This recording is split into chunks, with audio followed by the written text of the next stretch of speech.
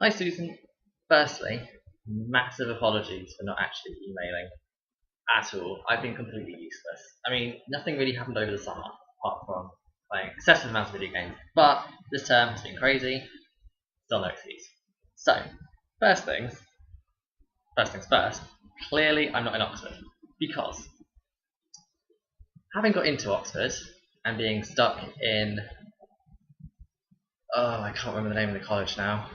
The religious college, basically, where everyone is either training to be a teacher or a priest, and everyone is a mature student, half of whom have families. So that means that I'd be surrounded by priests, teachers, and kids. And I found out that the disgustingly patronising, horrible woman that did my interview would not just be a figurehead in the background, she would actually be my tutor for the year, which means I'd have to meet with her regularly. I decided there's absolutely no way in hell that I was actually going to go to Oxford. So I started looking for an out. And I found one.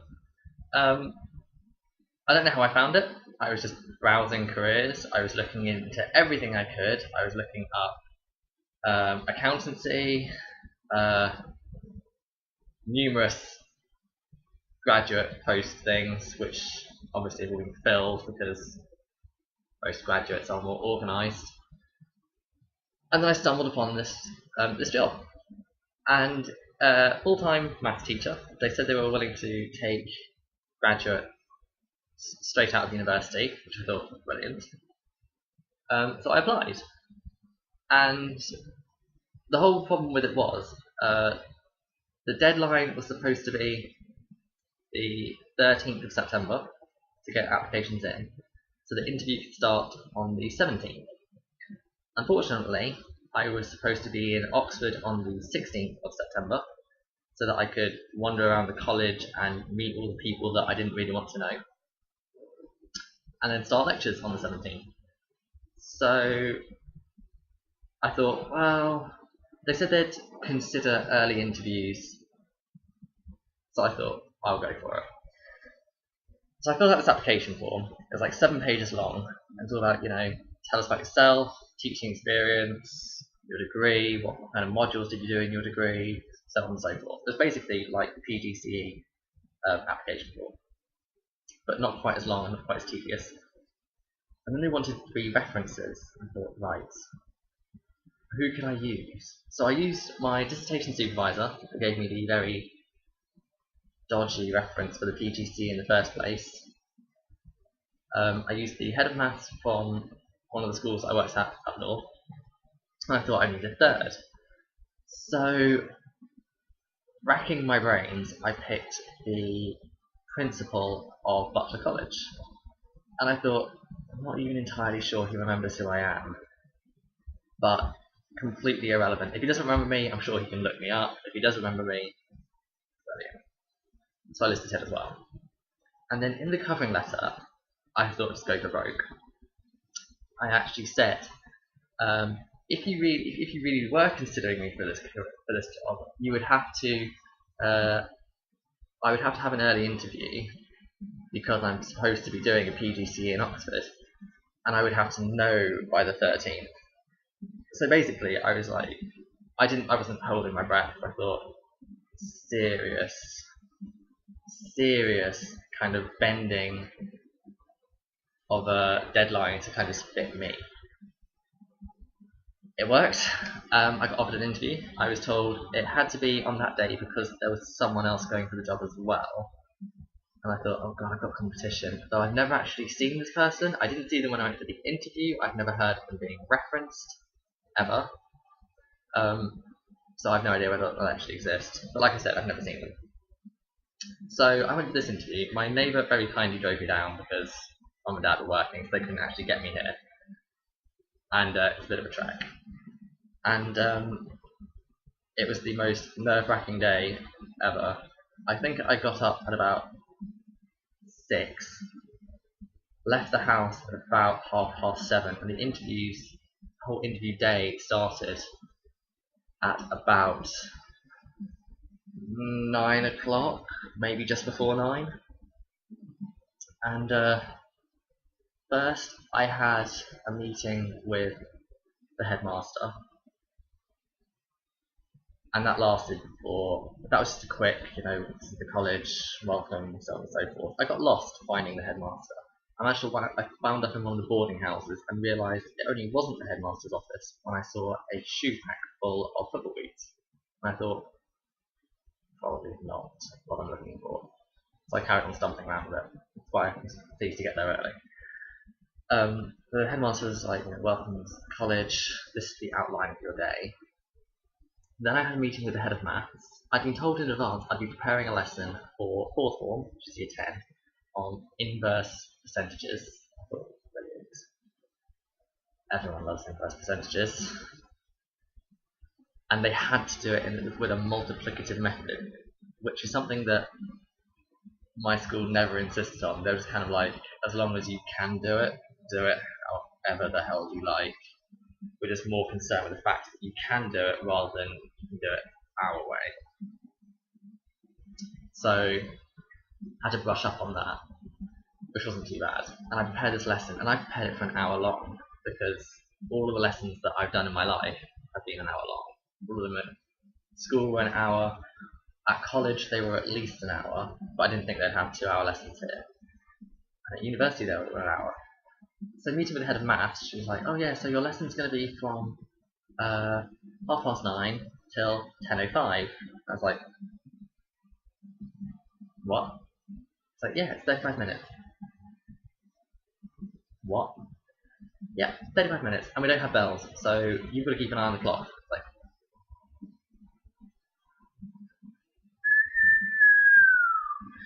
so thankfully the class were very, very nice. They were very quiet, very able, all A-star grade students. And two of them, considering I've only ever taught them once, 35 minutes, a couple of months ago, two of them still remember me, because one was actually in the house that I live in at the moment. But every time he sees me, he always says, oh, good morning, Mr. Loxton, how's it going? I'm like, oh, good morning, yeah, it's all good, how's life with you? Like, oh, it's brilliant. So I thought that was quite nice. Unfortunately, I won't teach him next year, he'll still have his current teacher, but not much I can do about that. So anyway, after that interview, after that interview segment, I then met with the deputy heads of pastoral care, and that lasted for about 30 minutes, and that was all about, are you aware of safeguarding measures? What would you do in this situation? What would you do in this situation? So on and so forth. Then I met the second master, and I'm going to get this term wrong because I hope he never sees this because otherwise that's embarrassing. Deputy head of academics, second master of academics, and deputy head. I can't remember. It's got his type on the door, but I rarely see his office, so it's okay. I had an interview with those two, and that was very nerve-wracking, especially as one of them had actually been in the lesson and watched it with the head of math. So that interview was all about, quizzing me on teaching and on me myself and what I had done, and one of the questions that really stuck in my mind was they asked if I had a student who was going to get a grade B at GCSE, and he wanted to do ASW in maths, and I knew in my heart of hearts he would fail it, would I let him?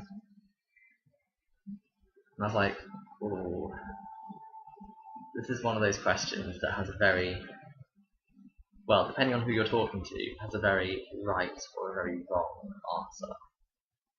And I thought go for both, and I said no, I wouldn't, because you've got to think of college's reputation, and it wouldn't be fair on him to let him sit for the course for a year, struggle with it, and then practically fail it, because no one classifies an E as a pass.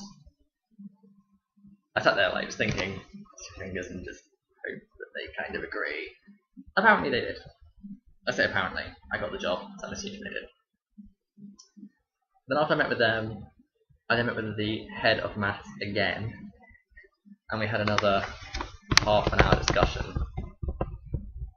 And I remember at this point I was just so nervous because I was talking to all of these really high power important people, but I was just completely blanking out and just saying things. I can't remember half of what I actually said. And but I do remember she said, tell me about the kind of modules you took in your degree. And I said, oh, I was really interested in pure math, so I did a lot of abstract algebra, topology, and geography. And she kind of looked at me blankly and she was like, geography? I went, it wasn't geography. It was the one that has the similar letters. She was like, do you mean geometry? And I was like, I can't remember what modules I'm taking. It's just so tragic. I just kind of thought there and then. And after I met with her, I then met with the head again. We had another discussion. He was like, so, would you be interested in accepting the job if we offered it to you? I was like, oh yeah, definitely. Definitely want to get out of this PGC. And I also met with the college's chaplain, Father Richards. Very nice man. But there wasn't really much to it. It was kind of like, are you comfortable being in a religious school? Do you have any strong religious beliefs? If you don't, are you happy being in a school that does have strong religious beliefs? And it's like, it's fine. I'm not that fussed. I'm easygoing. So after that, I met with the head again, and he's like, I'll have a chat with my colleagues, and we will discuss, what you said and how we think you've done. I'll try and get back to you by later tonight. Still, by this point, I had never actually seen the other person going for this job, so I don't know if there was one. But went home, sat there on tenterhooks and just thought, when's it gonna call? Got a call at, that whole day finished at 12:30. I got home at about 2. Had a nap, obviously, we had to have a nap. Got a call at 6, offering me the job. I was like, sweet. And the first thing I did was call Oxford to say, emailed Oxford to say, I'm so sorry, due to a change in my personal circumstances, I am unable to accept the PGCE placement. Obviously they were not happy with this because I was due to start in 5 days. So they were like, this is really short notice. Like, we're going to need more of an explanation than just a change in circumstance. And I was like, well, okay. I've been offered a job at an independent school, and I'm not going to turn it down. Because Oxford being Oxford, it was going to cost a fortune. They actually sent a letter called the Financial Declaration that asked you to prove that you could afford to be there. So you had to show that you'd be able to cover the tuition fees and that you could cover the living costs, which totaled to about £18,500. And I thought, I don't want to spend £18,500 being at a university that I don't really want to be at, being in a college I don't really want to be at, being surrounded by people I don't really want to be with. Absolutely no way. I mean, my current tuition fee situation is about £27,000. Because now student finance has tracked me down. Like, oh, you're working, so you're going to start paying it back then. I'm like, oh. So obviously that whole situation is all a bit tearjerking. I thought, I don't want to add to this. So, shut them down. But although I must admit, by this point I had actually emailed them my degree because they needed it. And I was like, could I have that back? And you can tell they're obviously relatively unhappy with me because they took their sweet time getting my degree back to me, which the school needed to actually be able to verify that I'd had my degree and that I wasn't just lying through my teeth. So come 17th September, rather than being in Oxford and probably being miserable, I started at Lancing College. In the first week, I was just observing lessons and doing lesson planning. And it was good. I met everyone, like absolutely everyone. And I think that's part of the reason why, for the life of me, I cannot remember half of the staff's name at all. By sight, I've got it nailed. I cannot for the life of me remember who they are though. And it kind of gets to the point where if I really need to talk to someone in particular, I will just send them an email. Or I will grab a member of staff in the common room and I will just quietly ask, is this guy that I really want to talk to currently stood anywhere nearby? And in fact, the last time I did that, the lady that I asked, like, yes, gentleman by the door in the yellow trousers. It's like, thank you. So I started here for the week, and then after the first week, jumped straight into teaching, and it's insane. In fact, I've got my timetable. Actual teacher's diary. Can you see that? Just about. Whoops, wrong direction. But I mean, that's my timetable. It's pretty mad, I must admit. I have about 30 lessons a week, which is only each lesson is only 35 minutes long, so it's not awful. I do teach Saturday mornings. In fact, my classes though, they are pretty nice. I've got 7 different year groups. Well, 7 different classes. I've got 1 third form, 1 fourth form, and 1 fifth form class. That's year 9, 10, and 11. I've got 2 lower 6th classes, one of whom I teach core maths to, the other one I teach statistics to. No love with statistics, but I soldier on. And I've got 2 upper 6th classes, one of whom I teach bits of core maths to and bits of further maths to, and I get to teach complex numbers, so I'm really excited because it's really difficult and I know that I'll struggle. And the other one I get to teach just core maths to. I get to teach all of core maths to, which means I get to do the differentiation and the integration from all 4, which is again really difficult, so I know that I'll struggle. Quick pause before it's too long.